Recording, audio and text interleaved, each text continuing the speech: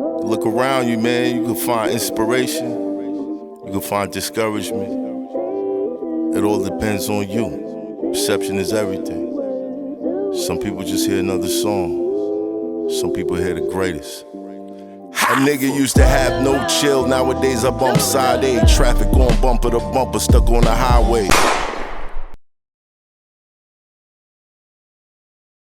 Let's segue into your background because these years of dedication and what it takes to stay focused and to even keep yourself or to be disciplined enough to keep your hands clean out of everything. We've seen a lot of people come up speaking and you find out later, oh, they were stealing money here, or they were doing this, and they was doing that. So there's a discipline, a spiritual discipline that comes along with it. But it's usually cultivated by something that snapped in you at a young age. What was it? Watching my family go through the very things that all of our people are going through.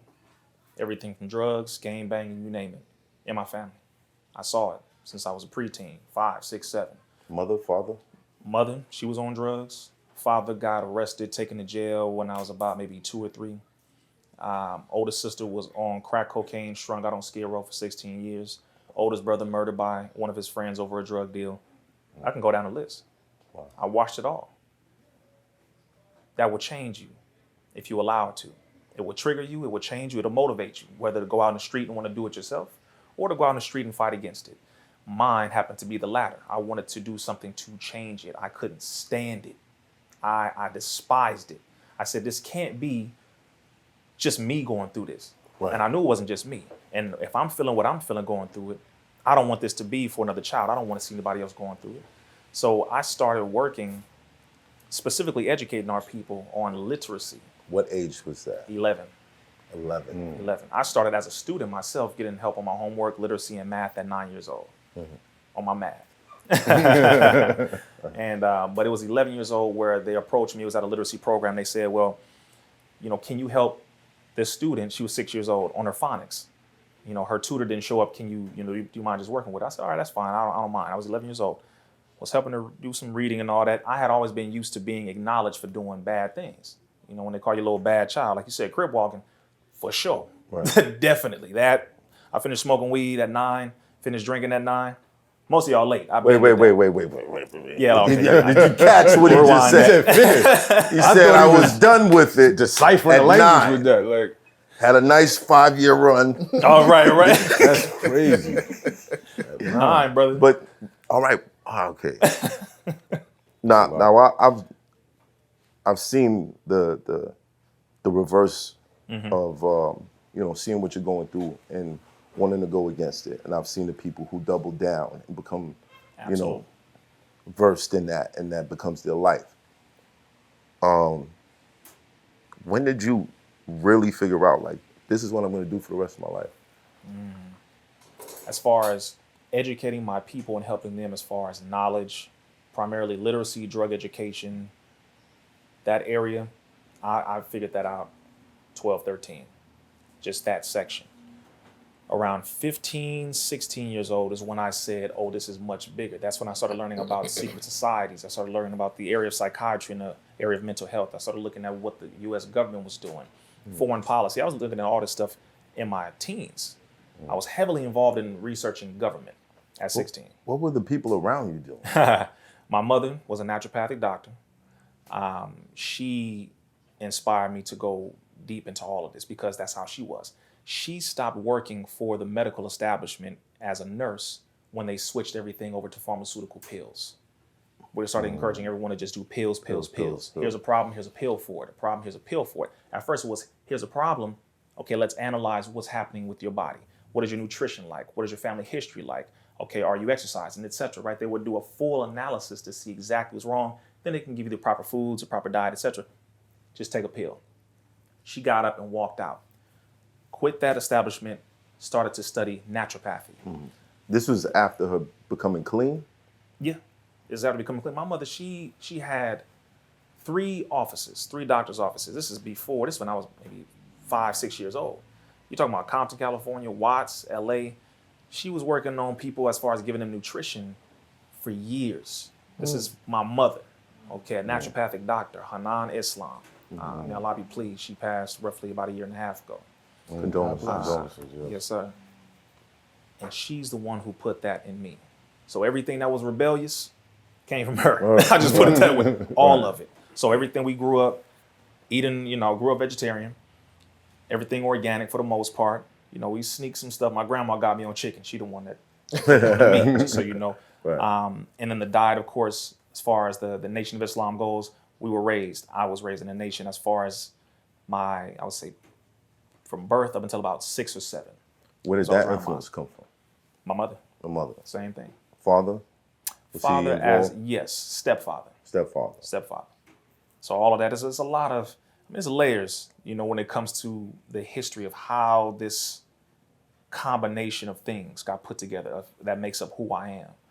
So she was the one who did her best to keep me away from it, and my other 9 siblings, who they all, everything from the gang banging, the drug dealing, all that stuff, they did all of that. So I was able to see all of that, and they did their best to keep me away from it. They wasn't having that. They said, we're not going to allow you to go into that. Oh, you number 9? No, I'm number 10. Number 10. Oh, I'm the youngest. wow. Out of all 10. Wow. So you had a lot of. Oh yeah. Don't do that. Don't do that. Don't do that. Yes. Yeah. I couldn't act like I didn't see it. Couldn't act like it didn't happen. No, I definitely, but still, you want to see if the fire is hot. You got to touch it a little bit. At least it's just, I had other examples of how far I could go. So I didn't go that far. But just again, to go back to the point of what really inspired me, I think it was when I was 13 years old, I was told that there was this event to speak at, and I was already being, I was working with the people at this time. And he said, wow, you're really passionate. My mother said, well, there's an event, that they're having downtown where they wanted to hear from you. Right. They put me on stage in front of 3,000 people. It's a little black boy from Compton. I'm like, I've never done this before. And I get up there and I speak just for about 30 seconds. And the response from the people was so overwhelming because, again, I had been, I got used to being acknowledged for stealing the hubcaps, robbing the liquor store. I did all this before I was 10 years old, just so y'all know. All this was done. Yeah, see, okay, all right. Menace to society, right? Okay, we know seriously, just so y'all know. Menace to society. No, this is real stuff. I mean, this is very real, and most people wouldn't believe it because they're like, but you just, you look like such a clean, disciplined. Yeah, because I did all of that early. How would you, wait. Yeah. I need detail. All my siblings, when they watch this, they're going to be cracking up like, 10 years old. Yes. How do you, are you on the playground and they're like, yo, we need some bread? Like, Man, what? What is it that started it? Yeah. Brother, I'm in Richland Farms, Compton, California. So this is where brothers are doing drive-bys on horses. To give you a good picture of. Holy shit. They show that in movies. Yeah. A gallop by? A gallop by. A trot by? On horses. No, really. This is Richland Farms, Compton, California. This is where I grew up. You have my brothers, my sisters. Like I said, you got to touch the fire sometimes, see if it's hot. Some of us are hard-headed, right? So I still wanted to get involved in something, but I didn't go too far. Going and stealing stuff and, candy and all that, my jacket and all that. Yeah, that I got away with it a couple times. Right. So the Asian dude came from behind the counter, shook my hoodie and all this candy, fall out. He took a picture of me and put it up on the wall. Don't let this kid in here anymore. Wow. Okay, and that's when people could call your mom. That's when, people knew you in the hood. They would know who knows you. I know, yeah. Okay, boom, that happened. So I stopped stealing at that point. My older brother, sorry, bro, he taught me how to, he wanted to taught me how to, jack hubcaps from cars, how to hot wire a car, which was our mama's car.